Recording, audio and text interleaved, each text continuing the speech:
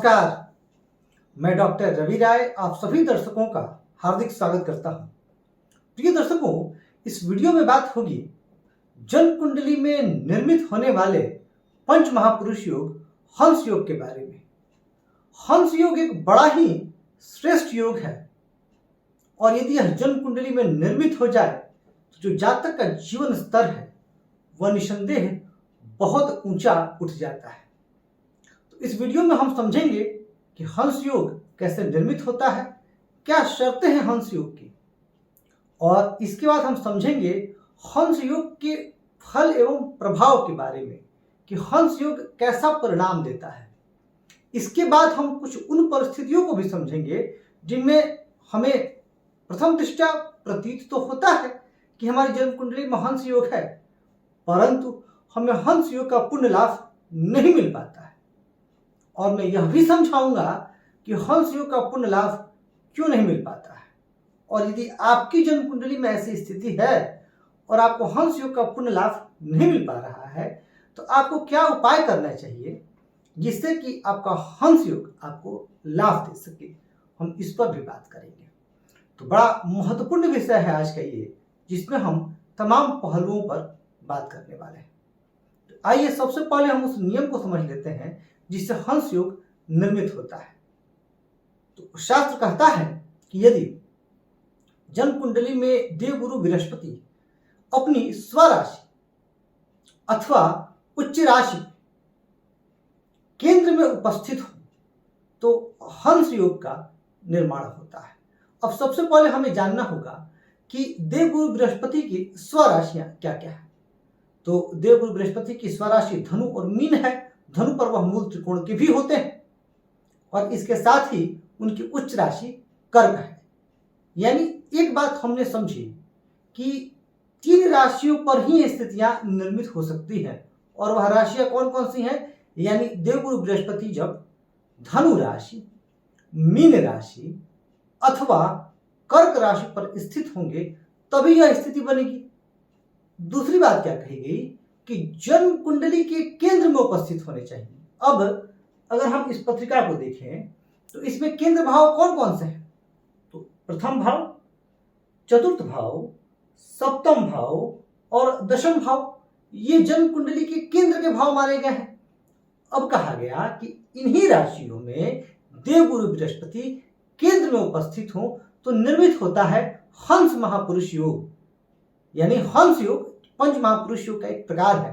पंच महापुरुष योग 5 प्रकार के बताए गए हैं, जिसमें हंस, मालव्य, रुचक, भद्र और शस। हम पूर्व में रुचक योग पर चर्चा कर चुके हैं और इस क्रम में आज यह हम हंस योग पर बात कर रहे हैं। अब एक चीज तो आपको क्रिस्टल क्लियर हो गई, क्या कि देवगुरु बृहस्पति 3 ही राशियों में हो सकते हैं, धनु, मीन अथवा कर्क, और जन्म कुंडली के केंद्र के भाव में। अब आपको समझाने के लिए मैंने उदाहरण लिया है कर्क लग्न की जन्म पत्रिका का। अब कर्क लग्न की इस जन्म पत्रिका में देवगुरु बृहस्पति कहाँ है, तो प्रथम भाव में ही है, यानी यह केंद्र है। अब प्रथम भाव में देवगुरु किस राशि पर है, तो यहां कर्क राशि आ रही है, यानी 4। अगर यहां 9 अंक भी होता या यहां 12 अंक भी होता तो भी यह पंच महापुरुष योग निर्मित हो जाता। इसको हम एक और उदाहरण से समझते हैं। मान लेते हैं कि यहाँ निर्मित हो, यहाँ पे हो मेष लग्न की जन्म पत्रिका। अब मेष लग्न की जन्म पत्रिका में 1, 2, 3, 4 कर्क राशि यहाँ आ जाएगी। तो मेष लग्न में यदि बृहस्पति यहाँ हो तो भी हंस महापुरुष योग जो है वो निर्मित हो जाएगा। और यदि मान लेते हैं कि आपका जन्म लग्न धनु है तो यहाँ 9 अंक आ जाएगा। तो 9, जैसा मैंने आपको भी बताया कि धनु राशि देवगुरु बृहस्पति की मूल त्रिकोण राशि। अब अगर लग्न में बृहस्पति विराजमान हो जाएंगे तो फिर हंस योग निर्मित हो जाएगा। मान लेते हैं कि आपकी जन्म पत्रिका है वृषभ लग्न की। अब वृषभ लग्न में तो खैर नहीं निर्मित हो पाएगा, क्योंकि वृषभ लग्न में स्थिति यह बनेगी कि 2, 3, 4, 5, 6, 7, 8, 9, 10, 11, 12 कोई भी जो राशि है वह केंद्र में नहीं आ रही है। अब मान लेते हैं कि आपकी जन्म पत्रिका है तुला लग्न की।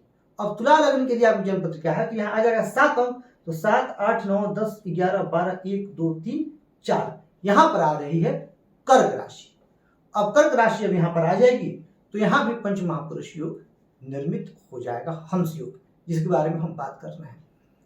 तो हाँ, ये किस किस लग्न में नहीं बन पाएगा, तो ऐसा समझिए वृषभ में नहीं बन पाएगा, तो वहीं सिंह लग्न में ये स्थिति नहीं बन पाएगी, क्योंकि सिंह लग्न में क्या होगा कि 5, अब यहाँ पर 9 अंक कहाँ आएगा, तो 9 अंक यहाँ जाएगा, 5 6 7 8 9 अंक यहाँ जाएगा और 10 11 12 अंक यहाँ जाएगा। तो वृषभ कैंसिल हो गया, सिंह लग्न कैंसिल हो गया। और इसके अलावा जो कुंभ लग्न की जन्म पत्रिका है, कुंभ लग्न की जन्म पत्रिका में भी ये स्थिति नहीं बन पाएगी, बृहस्पति स्वामी हो जाएंगे यहाँ के और यहाँ के, तो कुंभ लग्न में भी ये स्थिति नहीं बनेगी। और साथ ही वृश्चिक लग्न में भी ये स्थिति नहीं बनेगी, क्योंकि 8 9 यहाँ आ जाएगा और 12 यहाँ आ जाएगी, यानी इन 4 लग्नों में ये स्थितियां निर्मित नहीं होंगी। कन्या लग्न के अगर जातक होंगे तो जैसे 6 7 8 9 यहाँ बृहस्पति हैं, या 10 11 12 यहाँ, ठीक उसी प्रकार धनु लग्न के जातकों के लिए 9 यहाँ हो जाएंगे, 10 11 12 अगर बृहस्पति यहाँ हो जाएंगे तो हंस योग निर्मित हो जाएगा। ठीक उसी प्रकार यदि हम बात करें मकर लग्न के जातकों की, तो 10 यहाँ, तो 4 10 11 12 1 2 3 4, तो बृहस्पति यहाँ होंगे तो हंस योग निर्मित हो जाएगा। तो हमने लगभग सभी लग्नों का एक समझ लिया। मिथुन लग्न शायद रह गया है, तो मिथुन का अगर हम लोग देख ले तो 3 4 5 6 7 8 9 यहाँ, 10 11 12 फिर यहाँ पर ये ध्यान रखिएगा कि कई लग्नों, इन लग्नों में बृहस्पति को केंद्राधिपत्य दोष भी लगता है, उसके बारे में मैं कभी बाद में बात करूंगा। आज हम बात करेंगे इस हंस योग की। तो हमने ये समझ लिया, अब हंस योग का क्या प्रभाव बताया गया है। तो हंस योग के बारे में कहा गया है कि जिसकी भी जन्म पत्रिका में हंस योग होता है, ऐसा जातक के अंदर सद्गुणों की भरमार होती है, नैतिक दृष्टिकोण से वह उच्च कोटि का होता है, ऐसा जातक न्यायप्रिय होता है, सभी को समान दृष्टि से देखने वाला होता है, और ऐसे जातक के जो कर्म है वह उसके व्यक्तित्व को बढ़ाते हैं, यानी ऐसा जातक कर्म ही ऐसा करता है जिसकी वजह से उसके मान सम्मान में अभिवृद्धि होती ही रहती है। इसके अलावा ऐसे जातक के जो क्रियाकलाप हैं वो प्रशंसा के हकदार होते हैं, और सबसे बड़ी बात है कि जो ऐसे जातक का चरित्र होता है वह जबरदस्त होता है। नैतिक दृष्टिकोण से ऐसा जातक उत्तम या मैं तो सर्वोत्तम कोटि के होते हैं, क्योंकि देवगुरु बृहस्पति सर्वाधिक शुभ रहा। अब देवगुरु बृहस्पति ही अपनी सर्वश्रेष्ठ पोजीशन में आ रहे हैं, सर्वश्रेष्ठ स्थिति में आ रहे हैं, तो जातक के जीवन काल में सुख सुविधा, ऐश्वर्य, धन दौलत, मान सम्मान मिले तो आश्चर्य कैसा, क्योंकि देवगुरु बृहस्पति कारक भी इन चीजों के होते हैं, मान सम्मान के कारक होते हैं, शिक्षा के कारक होते हैं, धन के कारक होते हैं। जब मैं कारक समझा रहा था तो मैंने कहा था कि बृहस्पति धन भाव, पंचम भाव, नवम भाव, दशम भाव, इन भावों के कारक होते हैं। अब देवगुरु बृहस्पति इतने महत्वपूर्ण भावों के कारक हैं, और जब वही बड़ी स्थिति में है तो जातक के जीवन में ये स्थितियां तो प्राप्त होंगे ही। यहाँ पर एक और चीज होती है, इसका फल यह भी है कि ऐसे जातक उच्च कोटि के आध्यात्मिक होते हैं, यानी ये ईश्वर भक्त होते हैं, आस्तिक होते हैं, ईमानदार होते हैं, और जब वो ईश्वर की भक्ति में लीन होते हैं तो इन्हें दिखावा पसंद नहीं होता। ये शुद्ध अंतःकरण से ईश्वर भक्ति में लीन होते हैं, और ऐसे जातक समाज को मार्गदर्शन देते हैं, समाज को आईना दिखाते हैं, समाज को रास्ता दिखाते हैं। एक प्रकार से ये समाज सुधारक भी होते हैं।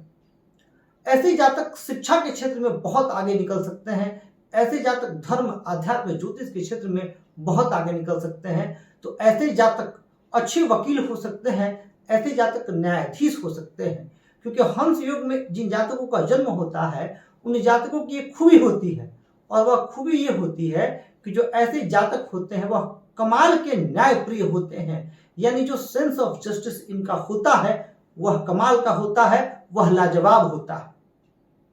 ऐसे जातक अपने जीवन काल में सर्वश्रेष्ठ स्थिति को प्राप्त करते हैं, और ऐसे जातक मुसीबतों के समय घबराते नहीं हैं, अपितु डट के उनका सामना करते हैं। ऐसे जातकों से सभी सलाह लिया करते हैं, और ये जातक बहुत श्रेष्ठ सलाहकार भी सिद्ध होते हैं, इसमें भी कहीं से कोई संदेह नहीं है।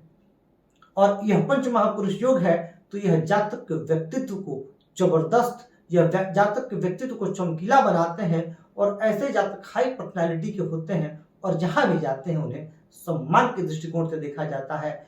इनकी जो व्यक्तित्व की चमक होती है वह चहुओर जो है वह फैलती रहती है।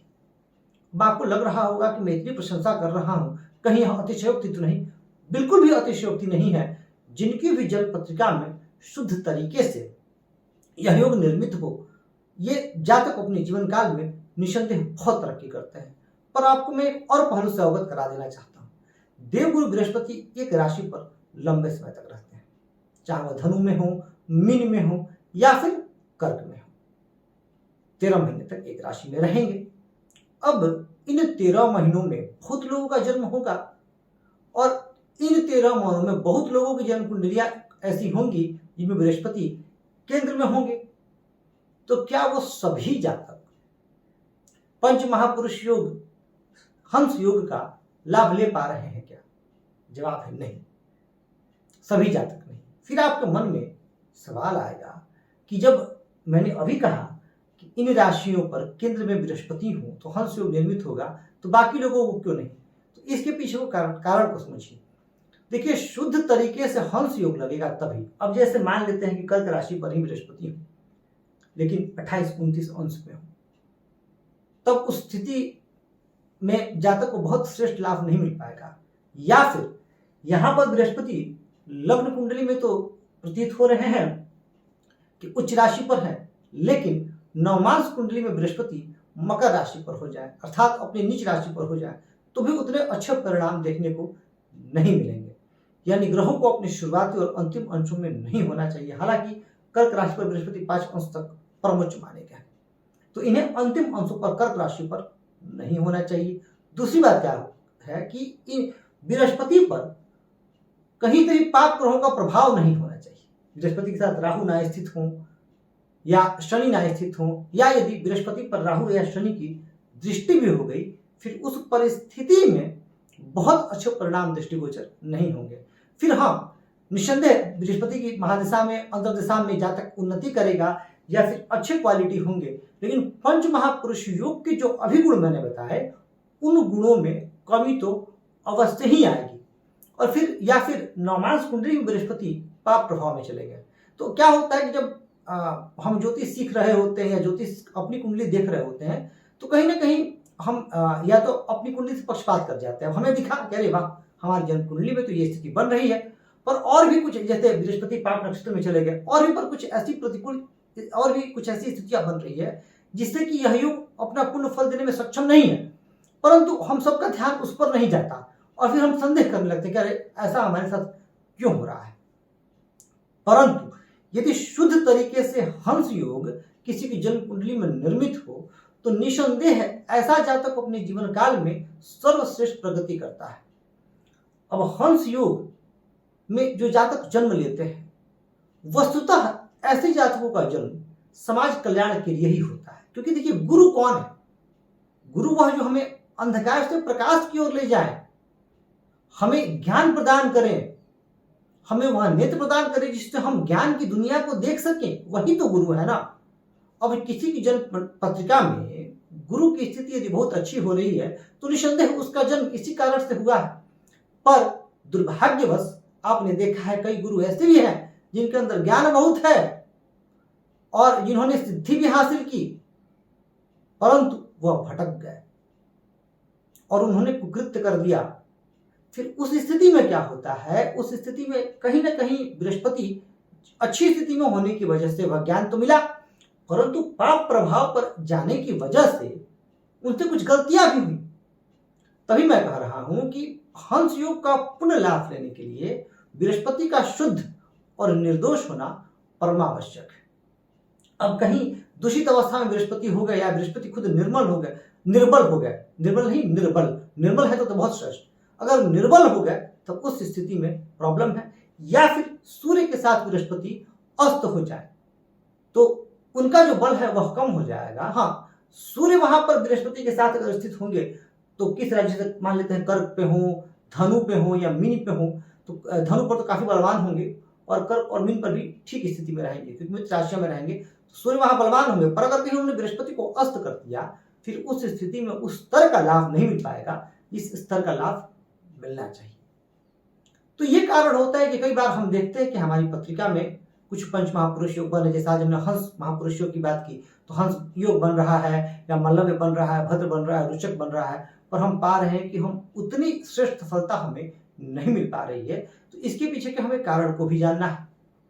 अब जैसा मैंने आपको वीडियो को शुरुआत में कहा था कि मान लेते हैं कि आपकी जन्म पत्रिका में बृहस्पति इन्हीं राशि पर बैठे हैं, केंद्र में बैठे हैं, पर कहीं ना कहीं से दूषित हो रहे हैं और आप उनका पूर्ण फल नहीं ले पा रहे हैं। फिर उस परिस्थिति में आप भगवान श्री हरि विष्णु की शरण में जाइए, उनकी पूजा कीजिए, विष्णु सहस्त्रनाम का पाठ कीजिए, बृहस्पति के मंत्रों का जाप कीजिए और जो भी आपके गुरुजन हैं उनसे आशीर्वाद लेते रहिए और किसी एक गुरु से दीक्षा लीजिए और गुरु की सेवा में रहिए, समाज की सेवा में रहिए।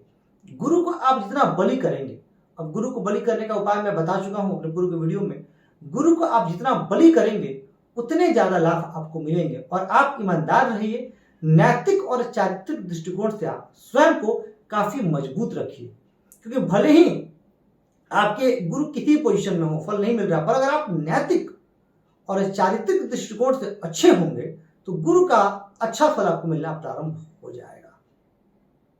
तो प्रिय दर्शकों, ये हमने समझा हंस योग क्या होता है। यह पंच महापुरुष योग का एक प्रकार है और यह योग गुरु की इन स्थितियों की वजह से निर्मित होता है जिन पर मैंने बात की। यदि आपके मन में कोई प्रश्न है इस योग को लेकर के या आप ज्योतिष शास्त्र के बारे में कुछ जानना चाहते हैं तो मैं आपसे कहूंगा कि आप बेझिझक निसंकोच होकर के चैनल की किसी वीडियो पर कमेंट करें।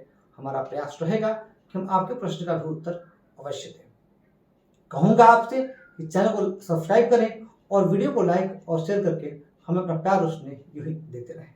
इस कार्यक्रम बस इतना ही। धन्यवाद।